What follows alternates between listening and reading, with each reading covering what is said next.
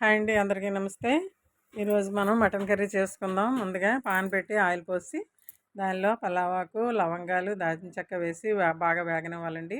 ముందుగా సన్నగా తరిగి పెట్టుకున్న ఉల్లిపాయ ముక్కలు కూడా వేసుకొని 2 పచ్చిమిరపకాయలు కట్ చేసి వేసుకోవాలండి. వేసుకున్న తర్వాత బాగా వేగనివ్వాలి. ఉల్లిపాయలు బాగా వేగాలి. ఇప్పుడు మనం నీట్గా కడిగి పెట్టుకున్న మటన్ ముక్కలు వేసుకోవాలి. మటన్ ముక్కలు చిన్నగా తరుక్కోవాలి, మరీ పెద్దగా ఉండకూడదు. చికెన్ అయితే పర్వాలేదు, మటన్ మాత్రం చిన్న చిన్నగా తరుక్కోవాలి. ఎందుకంటే బాగుంటుంది, టేస్ట్గా ఉంటుంది, చక్కగా ఉడుకుతుంది అనేసి. ఇప్పుడు బాగా కలుపుకోవాలి. కలిపి మూత పెట్టుకోవాలి. కొద్దిగా పసుపు వేసుకొని మూత పెట్టాలి. ఇప్పుడు మూత తీసి చూద్దామండి. అందులో ఉన్న వాటర్ అంతా పాన్లోకి వచ్చేస్తుంది. మటన్లో ఉన్న వాటర్ అంతా వచ్చేస్తుంది అనమాట. చూడండి ఎలా కనిపిస్తుందో. ఇప్పుడు దానిలో అల్లం వెల్లుల్లి పేస్ట్ వేసుకోవాలి. మటన్లో అల్లం వెల్లుల్లి పేస్ట్ కొద్దిగా ఎక్కువే వేసుకోవాలండి. అది బాగా వేగిన తర్వాత మంచి స్మెల్ వస్తుంది. మటన్ కూడా బాగా మెత్తగా ఉడుకుతుంది. చూసారు, ఇప్పుడు వాటర్ అంతా అయిపోయింది, అంటే వేగిపోయిందనమాట.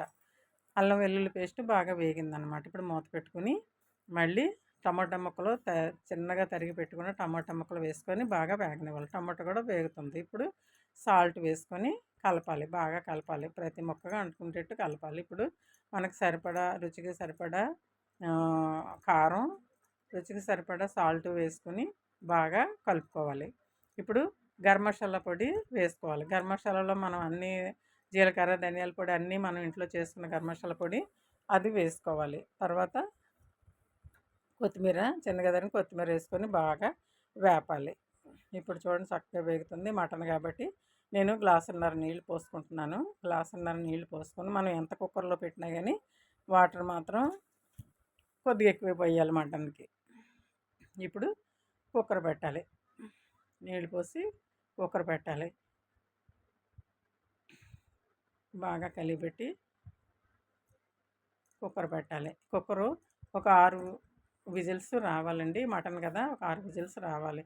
6 విజిల్స్ వచ్చిన తర్వాత మూత తీసుకొని చూస్తే మటన్ కర్రీ రెడీ అయిపోయిందండి. ఇప్పుడు మనం బాగా కలిపి ఇంకా కొద్దిగా వాటర్ ఉందండి, ఆ వాటర్ని కొద్దిగా మగ్గేటంత వరకు మనం వేయించుకోవాలి. మూత పెట్టకుండా ఉడకనివ్వాలి. ఉడికిన తర్వాత కొద్దిగా బాదం పప్పు, జీడిపప్పు పౌడర్ చేసి దాని మీద చల్లాలి. అంటే దానివల్ల మంచి టేస్ట్ వస్తుంది, గ్రేవీ కూడా కొంచెం చిక్కదనం వస్తుంది అనమాట. అంతేనండి, మటన్ కర్రీ తయారైపోయింది. నా వీడియో నచ్చితే లైక్ చేయండి, షేర్ చేయండి, సబ్స్క్రైబ్ చేయండి. Thank you for watching.